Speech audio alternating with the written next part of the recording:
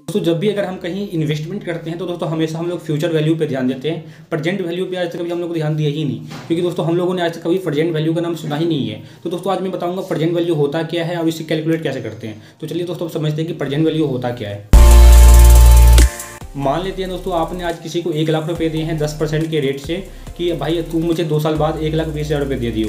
तो दोस्तों हम लोगों का जो भी दिमाग जाता है वो 1,20,000 रुपये जाता है कि आज मैं इसको 1 लाख रुपये दे रहा हूँ तो 2 साल बाद मुझे यह 1,20,000 रुपये देगा। तो मुझे यहाँ पे 20,000 का प्रॉफिट दिखता है। लेकिन दोस्तों ये जो 20,000 का प्रॉफिट है दोस्तों ये 20,000 का प्रॉफिट नहीं है। और मुझे यह देखने के लिए कि मुझे प्रॉफिट कितना हुआ इसके लिए सबसे पहले मुझे प्रेजेंट वैल्यू निकालना पड़ेगा।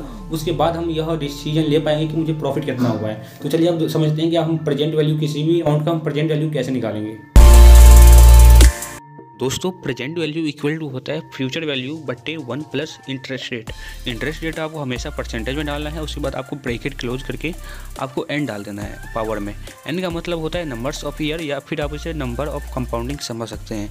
दोस्तों हमारे केस में जो भी मुझे 2 साल बाद पैसे मिलने वाले हैं वो 1,20,000 रुपये मिलने वाले हैं। इसीलिए मेरा फ्यूचर वैल्यू हो जाएगा 1,20,000 रुपये। तो मैं यहाँ पे 1,20,000 रुपये पुट करके 1 + 0.7 डाल दिया, यानी कि हमारा जो भी 7% के रेट से हम इन्फ्लेशन रेट मान लेते हैं। अगर आपको इन्फ्लेशन रेट नहीं पता और इन्फ्लेशन रेट पे वीडियो चाहते हैं तो हमारे चैनल को सब्सक्राइब कर दीजिए। मैं नेक्स्ट वीडियो इन्फ्लेशन के ऊपर ही लाने वाला हूं। दोस्तों आप समझ सकते हैं अगर मैं इसको कैलकुलेट करता हूं तो मेरा जो टोटल प्रॉफिट होता है वो मात्र 4812 रुपये का होता है। इससे पहले मैं इसे 20,000 रुपये समझ रखा था, यानी कि इसका जो वैल्यू होने वाला मुझे मात्र 2 साल बाद मुझे 4812 का प्रॉफिट होने वाला है 1 लाख रुपये।